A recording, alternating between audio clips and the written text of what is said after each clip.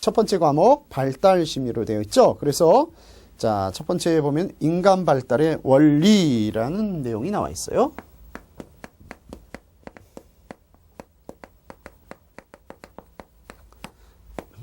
자, 인간 발달의 원리. 자, 그래서 자, 인간 발달의 과정과 원리를 한번 잠깐만 좀 살펴보면 그 인간의 생활 중에 라이프 사이클인데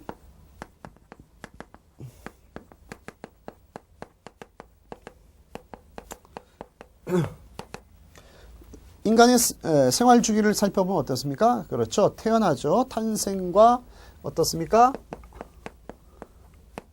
성장하죠. 다시 말하면 발달한 거죠. 발달.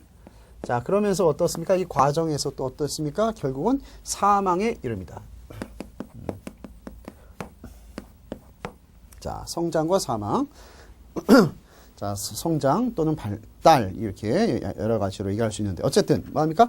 인간의 생활 주기를 보면 태어나면서 성장하고 발달하고 그 다음에 뭐합니까? 사망이 이른 이것이 바로 인간이 갖고 있는 바로 생활 주기 바로 라이프 사이클입니다. 자, 이러한 생활 주기에서 인간의 성장과 발달에 대한 이해는 교육 활동을 전개해 나가는 데 있어서 어떻게 됩니까? 굉장히 중요한 첫걸음이 되는 것이죠. 네. 그러니까 자, 교육을 한다. 왜 그러면 인간의 생활 주기가 바로 라이프 스타일을 살펴보시면 인간을 여러분 잘 아시다시피 보통 어떻게 얘기하죠? 가장 교육 기간이 길단 말이에요. 그래서 여러분 망아지 태어나는 거 보셨죠? 망아지 태어나면 어떻습니까?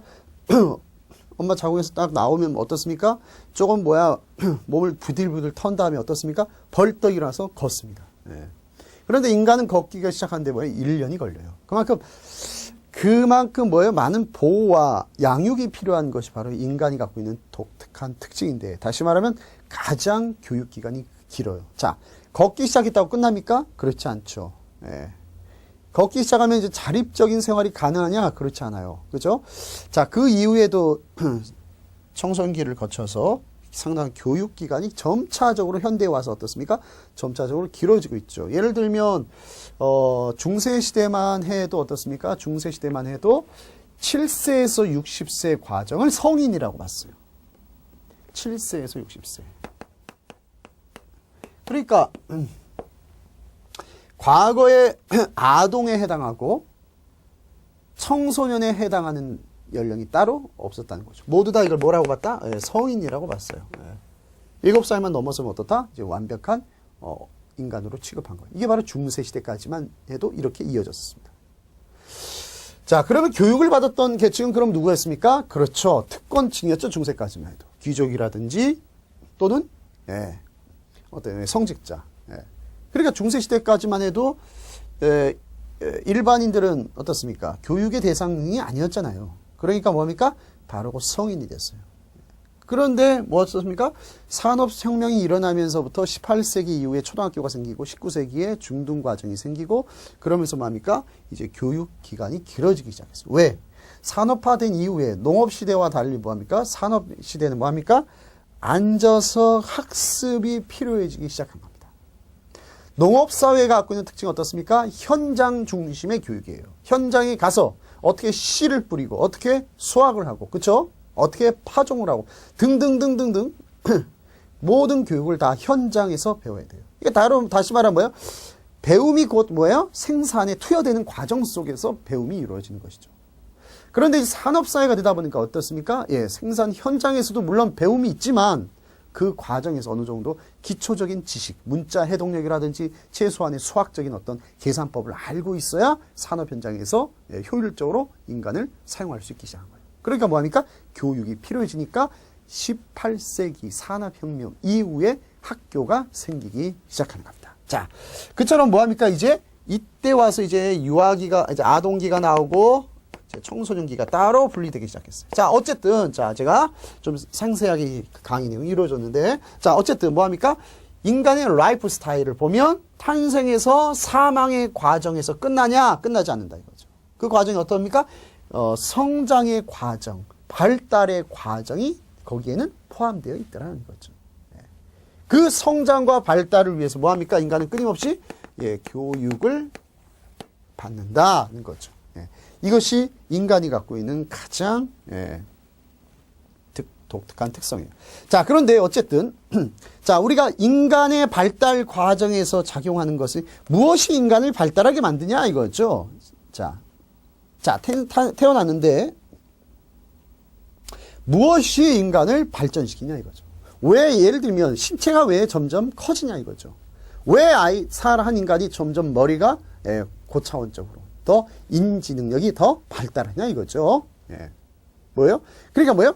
유전적인 요인도 당연히 있겠죠. 유전적이냐 또는 뭐야? 환경적인 요인도 있겠죠. 예. 늑대 같은 어린이 아시잖아요. 자, 유전적인 요인도 있고 환경적인 요인도 있을 것이다. 예.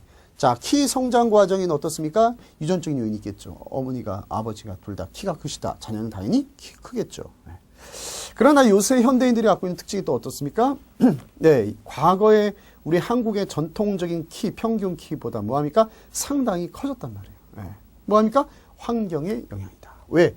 뭐 다양한 음식 문화가 바뀌고 생활 유형이 바뀌면서 아이들의 예, 전체적인 변화가 생기면서 얼굴도 서구화되기 시작하고 뭐합니까? 키라든지 여러 가지 성장 과정, 뭐 사춘기라든지 등등이 이런 것이 빨리 오기 시작하는 등 이렇게 변화가 일어나고 있다는 거죠. 어쨌든 맞습니까? 유전적이고 환경적인 요인에서도 우리가 좀 살펴봐야만 인간 발달의 의미를 이해할 수 있다. 자, 그 다음 인간 발달의 이 일반적인 원리와 기제, 그렇죠. 그 밑에 깔려있는 어떤 그 원리 시스템, 이것을 이해하고 그다음 인간 발달에 관련된 어떤 인간이 제가 말씀드렸다시피 뭡니까? 인간만이 그런 과정을 통해서 교육을 받는다. 그래서 교육의 과정에도 우리가 살펴봐야 할 것입니다. 자, 자, 그래서 인간 발달의 이제 원리를 보면 어떠한 일정한 인간 발달의 과정에는 일정한 무엇이 있다? 예, 순서가 있다는 거죠. 예, 순서가 있다.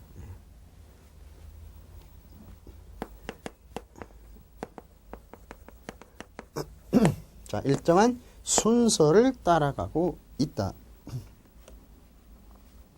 그리고 자, 순서가 있는데 어떻습니까? 자, 인간 발달의 과정에서 보면 어떻습니까? 제일 먼저 뭐예요? 머리를 가누기 시작하죠. 그 다음에 허리를 가누죠. 그렇죠?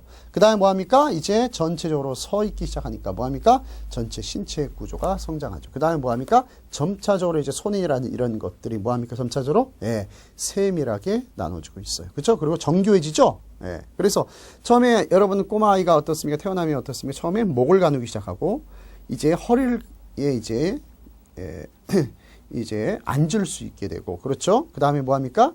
이제 서 있을 수 있게 돼요. 그럼 이제 그걸로 끝나느냐? 다시 뭐합니까? 그러니까 뭐합니까? 상부에서 하부로. 예.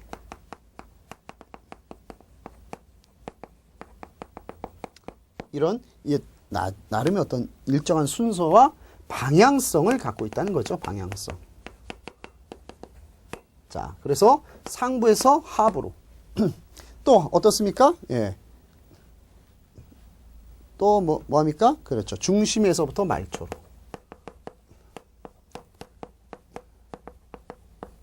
자, 그래서 뭐합니까? 전체적인 중심이 형성되면 뭐 어떻습니까? 그걸로 끝나느냐? 아니죠. 이제 손이라든지 이런 이제 말초적인 신경 중심에서부터 중추신경계가 발달한 거죠. 그 다음에 뭐합니까?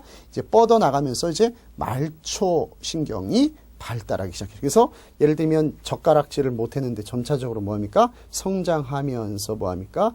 예, 젓가락질을 하게 된다든지 포크를 사용하다가 젓가락질을 사용하다든지 뭐합니까? 중심에서부터 뭐합니까? 말초로. 그러면서 또한 나중에 뭐요?